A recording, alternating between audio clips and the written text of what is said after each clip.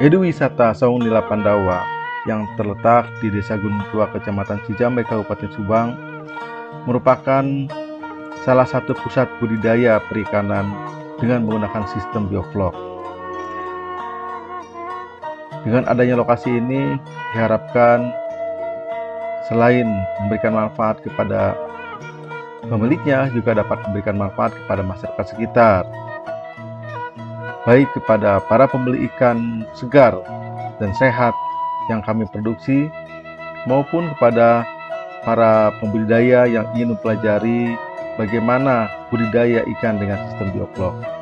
Dan tentunya dengan adanya saung sebagai tempat makan, tempat minum, masyarakat sekitar atau sahabat-sahabat yang lainnya dapat mengunjungi dan menikmati makanan khas Sunda yang kami sajikan dengan melihat pemandangan kolam-kolam bioflok di lokasi kami.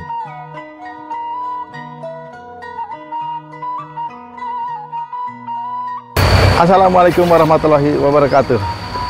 Selamat berjumpa kembali dalam channel Pandawa Fisheries. Hari ini kita berada di lokasi Edu Wisata Pandawa Fisheries yang terletak di Desa Gunung Tua, Kecamatan Cijambe, Kabupaten Subang. Dan pada hari ini, pagi ini, kita akan bongkar salah satu kolam diameter 4 di kolam kami. Mudah-mudahan hasilnya bisa sesuai dengan apa yang diharapkan. Oke, sahabat budidaya semuanya, sebelum melanjutkan video ini, jangan lupa subscribe, like, and share, serta komen di dalam channel YouTube kami, supaya kami lebih semangat lagi. Oke, kita lanjutkan video ini. Ini adalah kolam diameter 4 yang akan kami bongkar. Akan kami angkat ikannya, karena kebetulan ada pembeli yang akan membeli ikan-ikan yang kami produksi tersebut.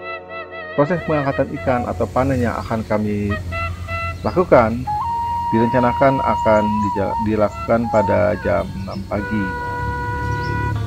Sehingga pada jam 5 subuh kita sudah membuang sebagian besar dari air yang ada di kolam bioflok tersebut. Sebetulnya air tersebut masih bisa kita gunakan dengan cara menggunakan transfer air ke kolam bioflok atau menjadikannya sebagai biostarter pada saat kita akan memulai kembali budidaya bioflok tersebut. Namun demikian, karena seluruh kolam-kolam kami dalam kondisi penuh, maka air yang ada di dalam kolam yang akan kami panen tersebut akhirnya kami buang. Alat-alat yang kami gunakan dalam proses panen tersebut adalah yang pertama, tentunya untuk menjaga agar ikan tetap dapat mendapatkan suplai dari oksigen, kita membutuhkan sebuah tabung gas, tabung oksigen tentunya. Selanjutnya kami menyiapkan juga timbangan. Timbangan yang kami gunakan adalah timbangan Salter, sehingga tingkat akurasi dari berat ikan yang ditimbang cukup akurat. Untuk menampung ikan yang akan kami angkat, maka kami menggunakan juga beberapa tong. Yang pertama adalah tong untuk menampung ikan, yang kedua adalah tong yang digunakan untuk menampung air.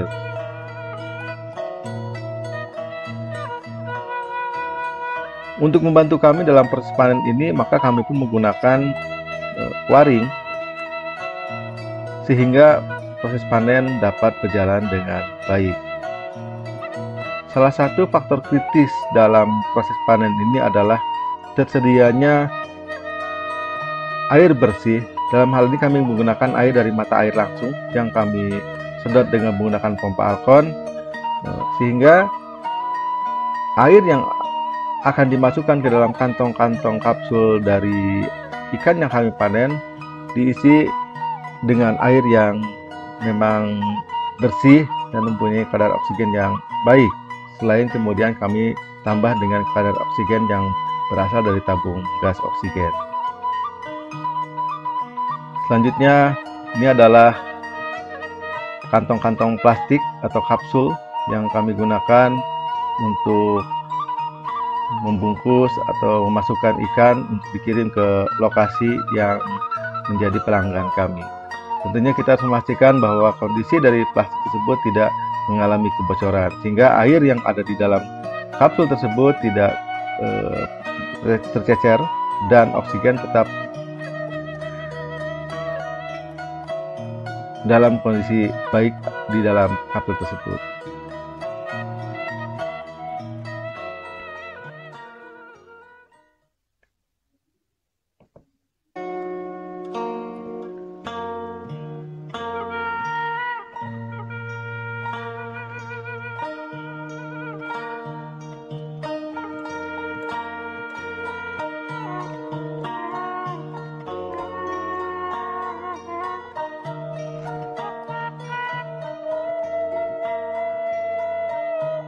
Pada saat proses panen dilakukan, pengambilan ikan dilakukan secara manual dengan menggunakan tangan. Hal ini kami lakukan untuk menjaga agar ikan tersebut tidak lecet apabila kita menggunakan alat-alat penangkap ikan lainnya. Dengan demikian, kami bisa memastikan bahwa ikan yang sampai di tempat tujuan adalah ikan yang dalam kondisi sehat.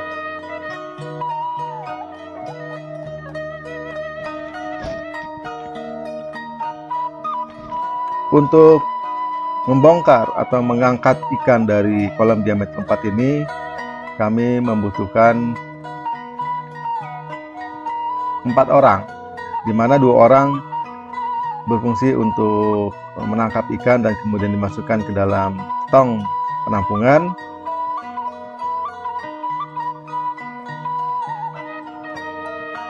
Yang ketiga adalah tim yang mengangkat ikan dari kolam dan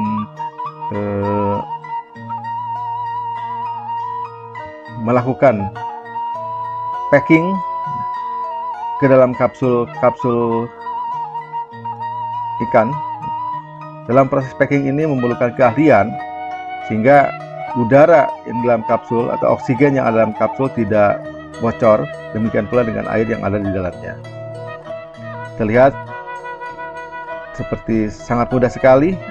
Tentunya ini memerlukan waktu untuk bisa dengan sangat cepat melakukan packing tersebut. Dan yang keempat adalah tim yang mengangkat ikan ke mobil, atau dalam hal ini kami menggunakan, kebetulan pembeli kami sangat dekat, mereka mengirimkan armada berupa sepeda motor. Berat ikan yang ada dalam kapsul tentunya disesuaikan dengan jarak tempuh dari armada pengangkutan tersebut. Apabila jaraknya cukup jauh, maka cukup diisikan seberat 5 kg. Namun dalam hal ini, mengingat lokasinya sangat dekat, maka kami mengisi satu kapsul tersebut seberat 10 kg. Nah, perjalanan sekitar 10 menit saja.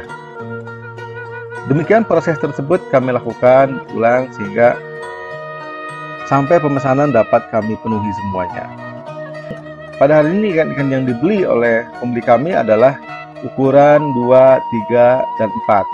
Maksudnya adalah 2, 3, atau 4 ekor dalam 1 kg.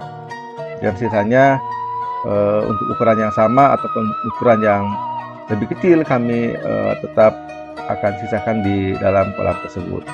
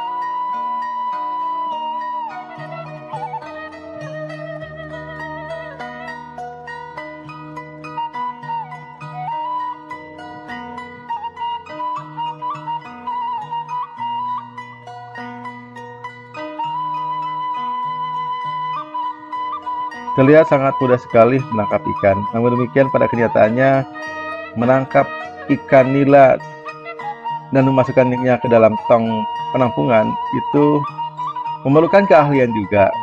Tentunya apabila tidak punya keahlian, tangan bisa berdarah.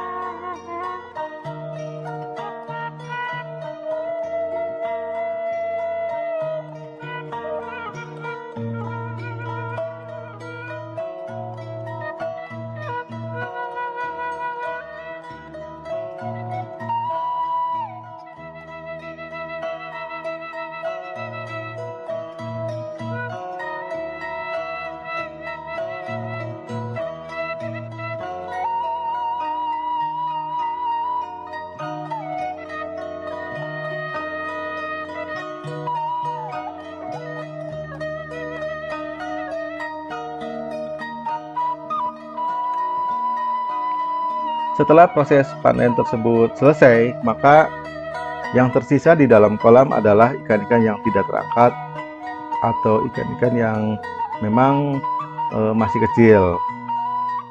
Sebagai pembudidaya, kita harus memastikan berapa sisa berat ikan yang masih ada di dalam kolam, sehingga kita bisa menghitung nantinya berapa produksi dari kolam diameter 4 tersebut. Dengan bantuan paring, kita mengumpulkan ikan-ikan yang tersisa, kemudian kita timbang kembali ke dalam tong yang sudah ditentukan.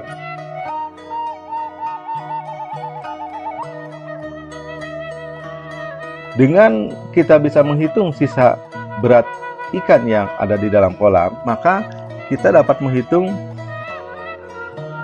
berapa FCR dari produksi kolam tersebut. Karena salah satu tingkat kesuksesan dari budidaya sistem bioflok ini adalah bahwa kita bisa menekan angka FCR. Makin kecil FCR-nya, maka dapat dikatakan bahwa budidaya yang kita lakukan itu telah berhasil.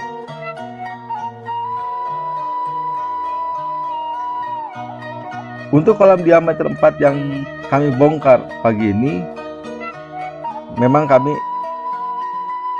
agak mendapat sedikit kesulitan dalam penghitungan FCR. Kenapa? Karena kolam diameter 4 yang kita bongkar pada pagi ini, pada saat proses budidaya mendapatkan limpahan sisa ikan dari kolam yang lainnya. Namun demikian, kami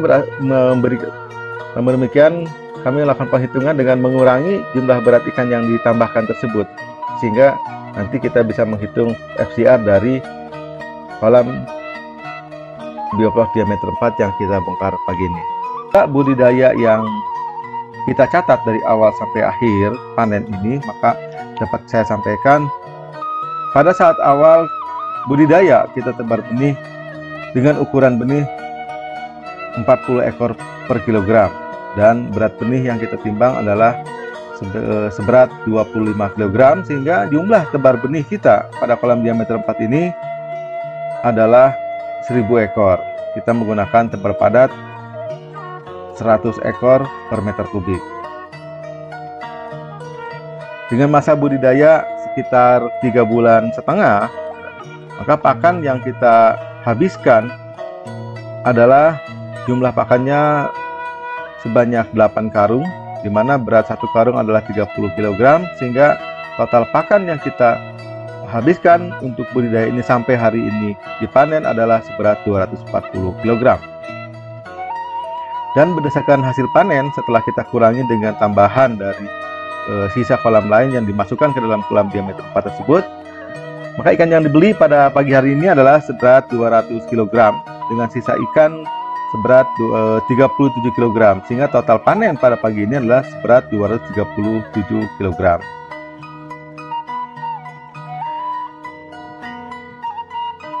Berdasarkan data tersebut, maka perhitungan FCR dari budidaya kolam bioflok diameter 4 ini adalah dengan berat jenis sebesar 25 kg dan total panen seberat 237 kg, maka didapat pertumbuhan ikan seberat 212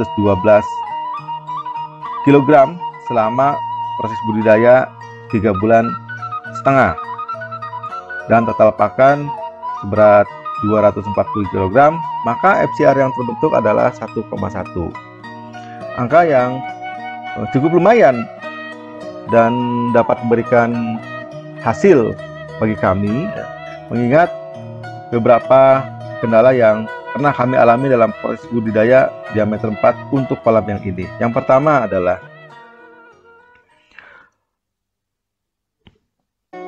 kami pernah mengalami aerator yang mati. Pada saat itu dinamo terbakar, sehingga bagi para pembudidaya kami menyarankan untuk menyiapkan dinamo cadangan, sehingga pada saat supercharge tersebut tidak berfungsi, langsung bisa kita gunakan dengan dinamo cadangan tersebut. Yang kedua, kolam ini adalah kolam tanpa atap. Kondisi pada saat budidaya sering turun hujan, sehingga kita pada saat turun hujan tentunya tidak disarankan untuk memberikan pakan kepada ikan tersebut. Selain itu juga pengaruh dari zat kimia dari air hujan tersebut akan mempengaruhi flok-flok yang terdapat di dalam air kolam bioflok tersebut. Sehingga kami menganggap bahwa FCR 1,1 cukup baik. Ini tentunya di bawah pencapaian terbaik kami, yaitu 0,98 FCR-nya. Ya. Tentunya kondisinya berbeda karena kolam tersebut, karena kolam yang pernah kami itu FCR 0,98 berada di kolam dengan atap yang cukup baik dan tidak pernah mengalami hambatan di dalam proses budidayanya. Oke, sahabat budidaya semuanya, itulah hasil dari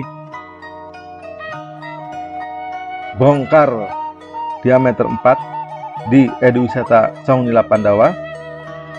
Semoga ini bisa menginspirasi teman-teman semuanya untuk tetap semangat dan tetap berjuang menghasilkan ikan-ikan yang sehat dan segar dari budidaya sistem bioflok ini. Insya Allah, kedepannya kita akan terus melakukan perbaikan-perbaikan sehingga proses budidaya akan berjalan lebih efektif dan lebih efisien. Oke sahabat budidaya semuanya, sampai jumpa di dalam video-video kami selanjutnya. Jangan lupa subscribe, like, and share, serta komen di dalam video kami untuk lebih meningkatkan semangat pada kami. Assalamualaikum warahmatullahi wabarakatuh.